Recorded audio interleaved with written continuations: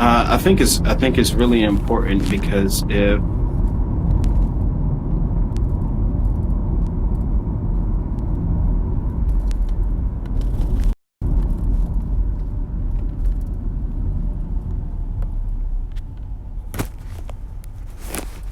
from under your feet, you want to be able to, maybe take the hit.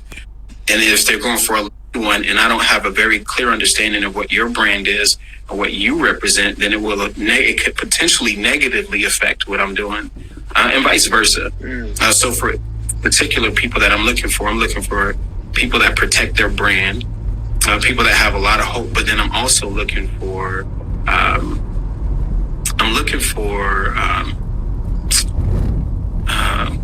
I want to say it's called connectability, right? So their ability to connect with others, and do it in such a way that it's one, respectful, it's energetic.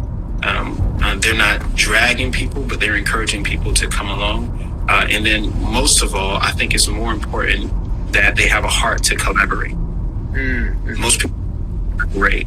And if they're going for a leadership position, I'm looking for someone that's willing to delegate, inspect what they expect, but delegate. And not to delegate so you can be lazy, but delegate so that you don't have to, so you can work on the business rather than in the business so much. Yeah, that's good. That's really good, man.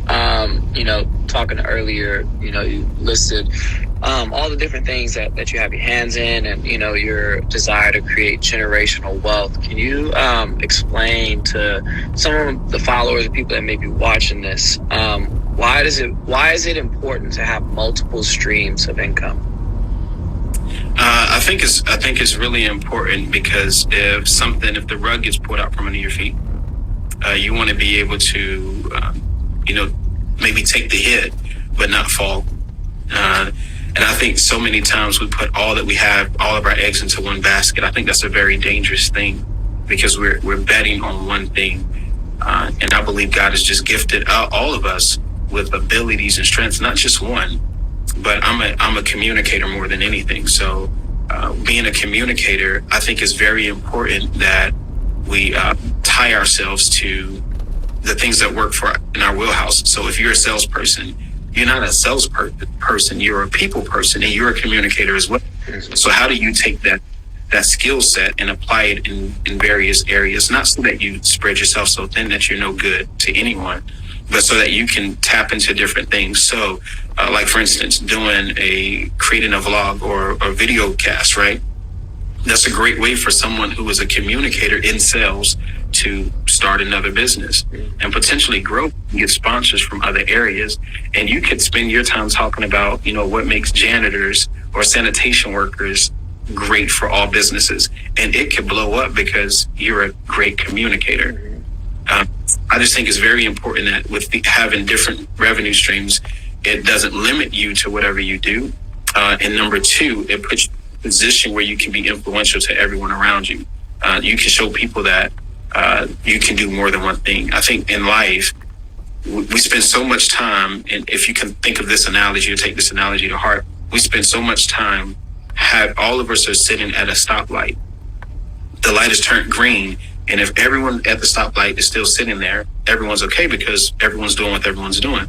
But the moment you pick up and you do something different, like put your car in drive, right. and you start to move forward, what it does is it puts people on notice of two things.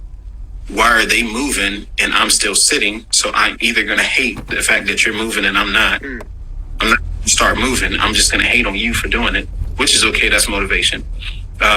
Or number two, they're going to say, man, what are they doing to start moving?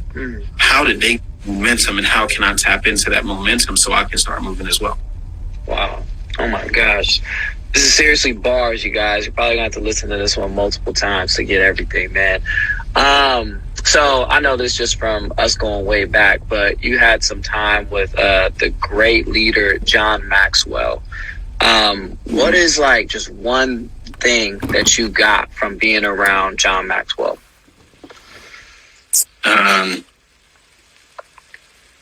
Probably the most profound thing that I got from serving as a John Maxwell coach and mentor is what he's doing on a larger scale, many of us are already doing on a smaller scale. And if we stick with it, it can grow.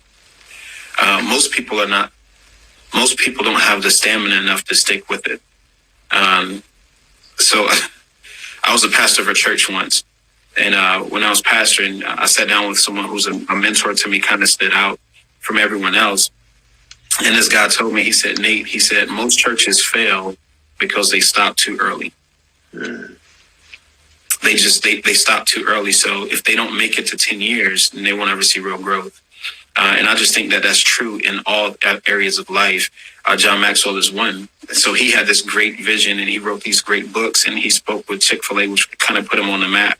But he had a next door neighbor and he had a contractor that was working at his house, who all came in and they built the business that we know as the John Maxwell team. John Maxwell's name is on it, it's his brand. However, someone else created that company. He's using the people around him to grow the business, and they're actually running with it and they're leveraging John. And so many of us don't understand the power of leverage. That's the second lesson that I learned from John Maxwell is we don't understand how to leverage relationships. And so someone would say, Jihad, oh man, you're using Nate right now. I don't think that. I think you're leveraging the relationship because you have to give to people that may not have that connection with me. Yes, right? Exactly. And for anything in return. And I think that's the beauty. So if you had a business and someone needed the service, I can step in as a middle guy and say, hey, person B, I can put you in touch with Jahai and he'll get you what you need. And there's going to be a 10% finder's fee for me. Now I'm abusing my relationships. Or I can leverage my relationships and I can connect you two together and I can remove myself from the equation once you're connected. And that's the difference. Oh my gosh, this is so good. Okay, man, I want to be, mindful of your time.